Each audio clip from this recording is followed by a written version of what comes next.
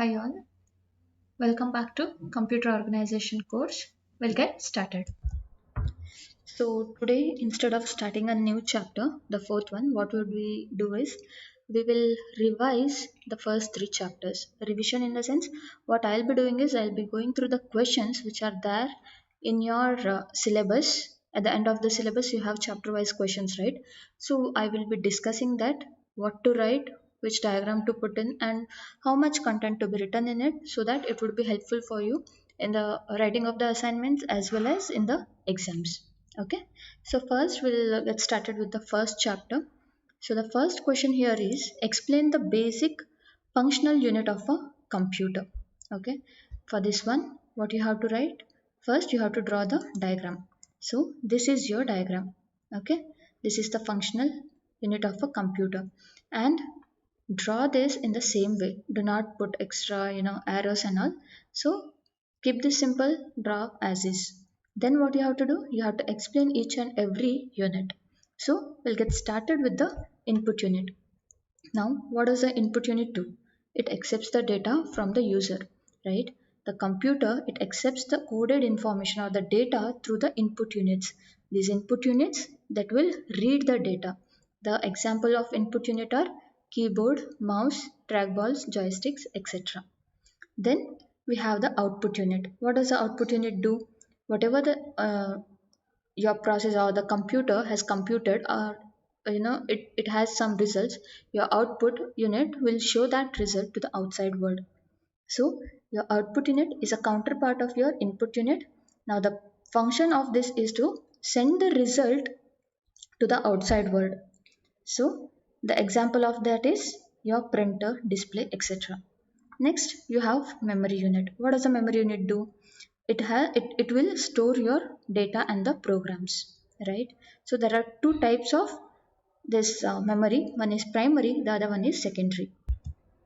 The primary storage or the primary memory is a fast memory that operates at electronic speed. So whenever you write a program or whatever the instructions are, it would be stored in the secondary memory, and when that has to be executed, it should be first brought to the primary memory, and then its execution will be started.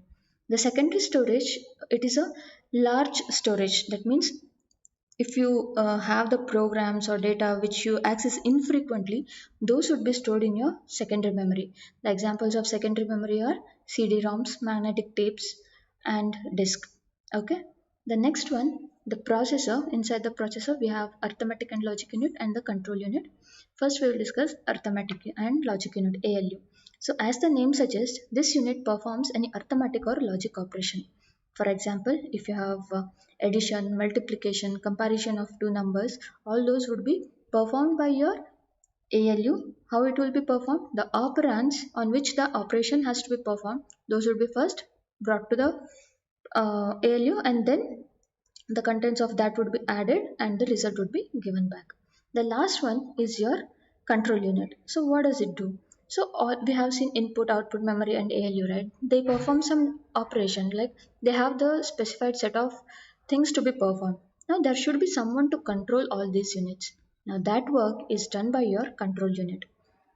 The operation of all these units would be controlled by the control unit. Now we call this control unit is a as a nerve center that sends the control signals to all other units, and it will senses their data.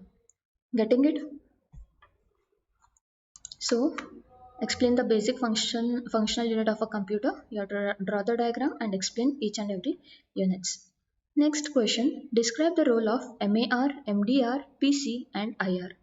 So first what you have to do, you have to give the full form of these things. Then you have to explain. Okay. First, MAR means memory address register. MDR means memory data register. PC means program counter. And IR means instruction register. So we have given the full form of these things. Now we have to explain what these are. So first, whatever the instruction, how it would be fetched from the PC. Now we'll start our discussion with PC. What is a PC? It is a program counter. What is its function? It would point to the next instruction in the memory. So that means next instruction means the first instruction of the program. Okay. The address of the next instruction would be pointed by your program counter. Now, this is the work of PC. What will the MAR do? So, it is a memory address register. Whatever the contents of the PC are there, our PC points to the first instruction of the program, right? The address would be given to memory address register. So, this MAR, what it does, it contains the address of the memory so that it will point to that particular address in the memory, and what it will do, it would give the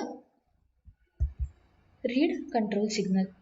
Remember, read control signal is actually given by your processor, but we say that MAR, whenever you have address into MAR, it would point to the memory and a read control signal would be initiated.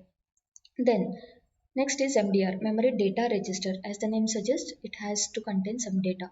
So the address of the memory where your MAR has pointed to, and say suppose a read operation, a read signal has been given. So after some time, when the time elapses, the content of that particular memory address or the memory location would be transferred to that of your MDR.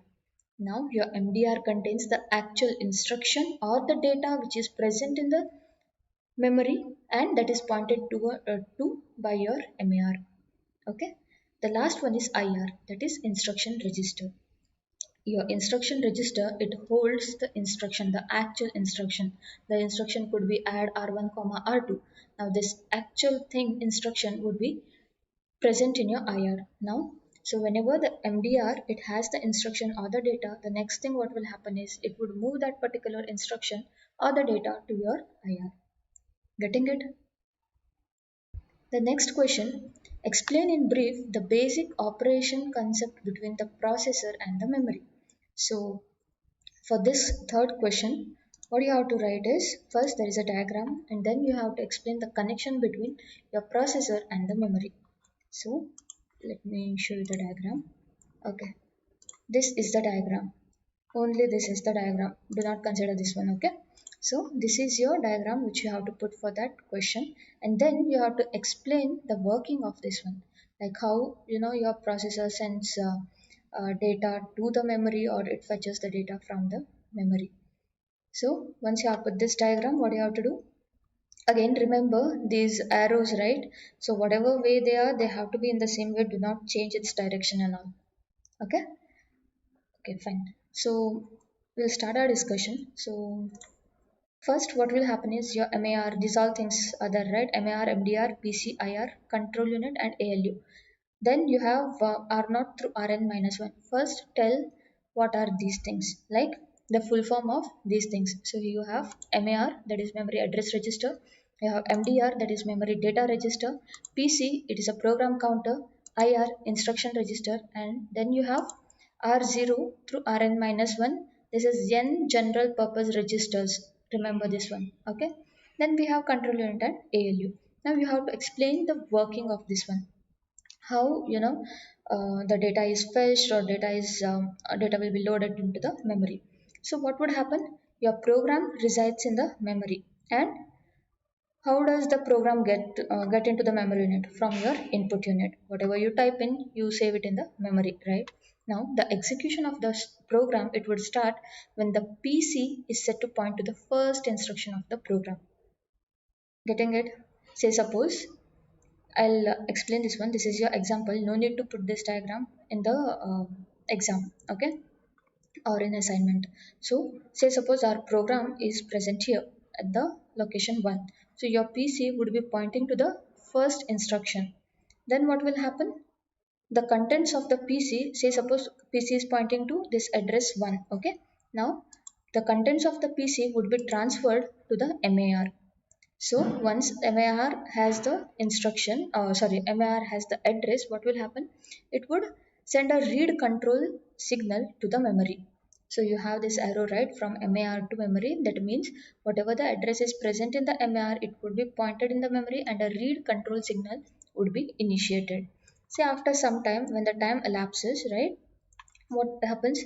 Whatever the contents of that particular location, those would be transferred to that of MDR. Okay, so after some time, to the access of the memory, the read time elapses, the addressed word or the instruction is read out from the memory and it would be moved to MDR. Okay. So once it is in the MDR, what will happen next is the contents of the MDR will be moved to instruction register. Okay. Now at this point, what will happen? Your instruction is ready to be decoded and executed.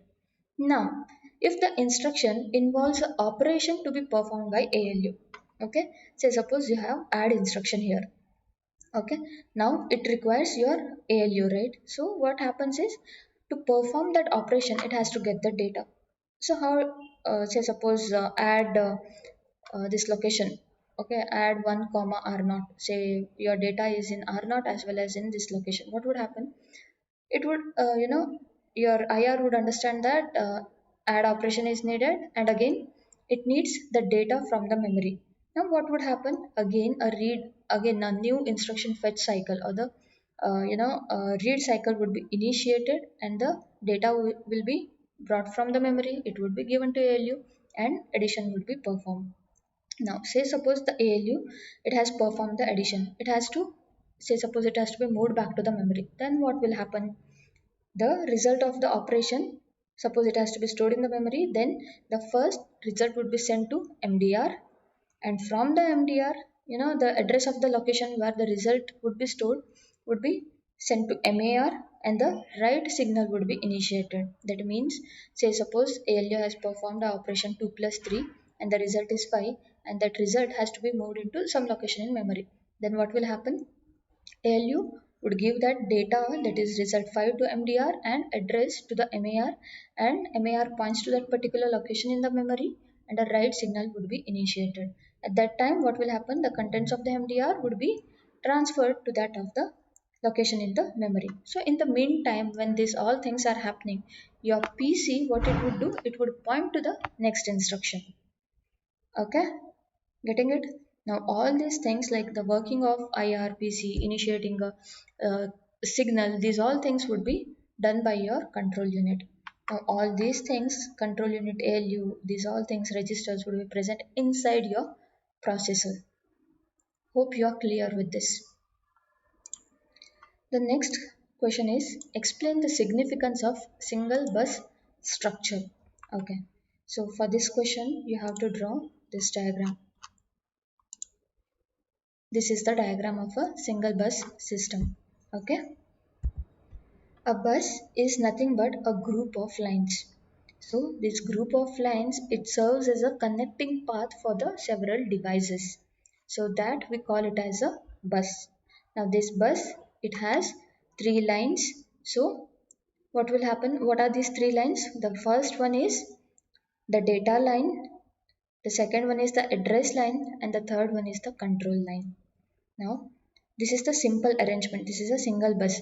As the name suggests, there would be only one bus, and all your input units, output units, memory, and the processor would be connected to this one bus. And then what will happen? This bus serves as a connecting path for the several devices. So these all units are connected to this bus. So now this bus can be used for only one transfer at a time. Only one transfer at a time. So what will happen? Only two units can be active at that particular time. What we say is, at any given point of time in this bus, only two devices can be active. Okay. So these bus control lines are used to arbitrate multiple requests for the use of the bus. Again, your systems might contain multiple buses. So if you have multiple buses, what will happen? You can achieve more concurrency in the operation. How can you achieve more concurrency? Like parallelly, you can do multiple operations, right? So if you have multiple buses, what would happen? You can have concurrency, and you can achieve that by allowing two or more transfer to be carried out at the same time. So if you have multiple buses, that would lead to your better performance of the bus at increased cost. Now, these the devices connected to the bus may vary in their speed of operation. Your processor, it can have it executes at a electronic speed. That means millions of instructions could be executed within fraction of seconds, but your input and output are comparatively slow.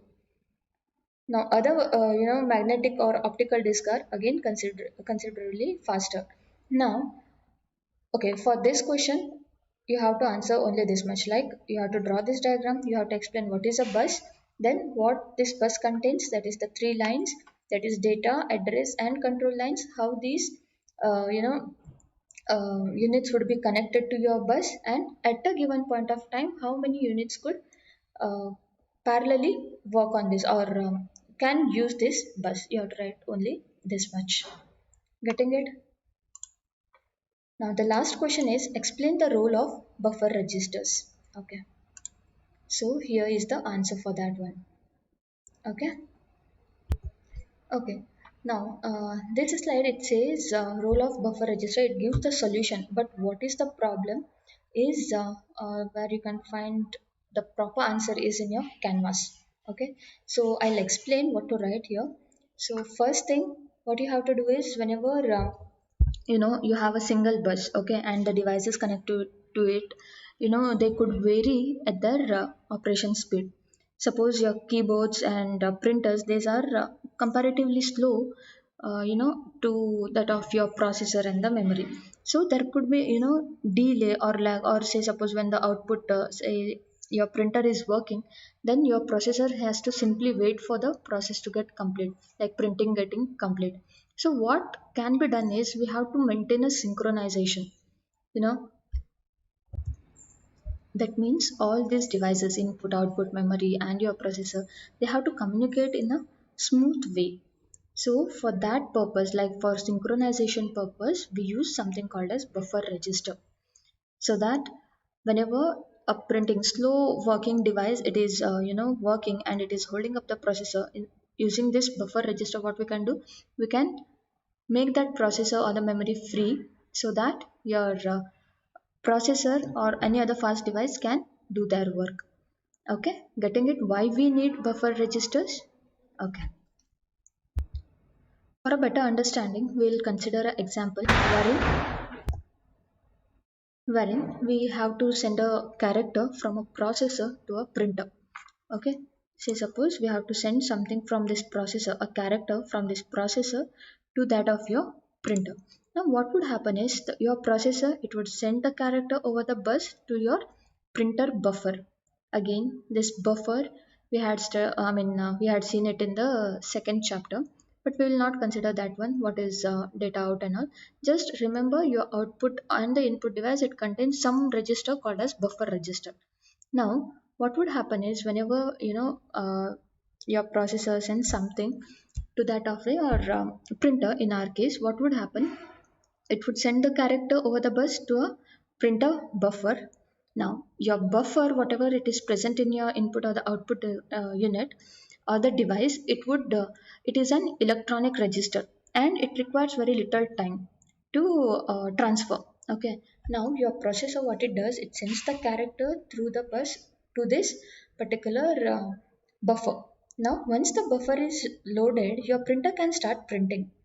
Okay, now when this process is happening, your printer, it already has its data. It doesn't need your bus and the processor. So that whenever the processor has loaded something into your buffer register, your processor work is done. It has already sent the data over the bus through the buffer. Now your printer can start printing, and your processor can do its work, and the bus can do its work. Your bus and processor are no longer needed by your printer. So what happens in this case is, if you do not have a buffer register, what would happen? Your processor would be still, processor and the bus would be still be occupied with the printing process. Unless and until your printer does not print it, your bus and processor would be engaged by the printer. But as we have used the buffer register, what will happen? Your data would be transferred to the buffer register and printer can start printing it. Then your bus and the processor are free, they can do their any other work. So what does the buffer register have done is, they have smoothed out the timing differences between your processor, IO devices and memory. Okay, getting it? So for this question you have to write the problem. If buffer register is not there, what is the problem? If you include the buffer register, what is the advantage? Then take a simple example and explain them. Hope you are clear with these things. Okay, I have discussed all the 5 questions which are present in your first chapter. So if you have any questions or any doubts related to this one, you can mail me. Okay. So do you guys have my mail ID? Okay, I'll be sharing my mail ID through WhatsApp group. Okay. Thank you.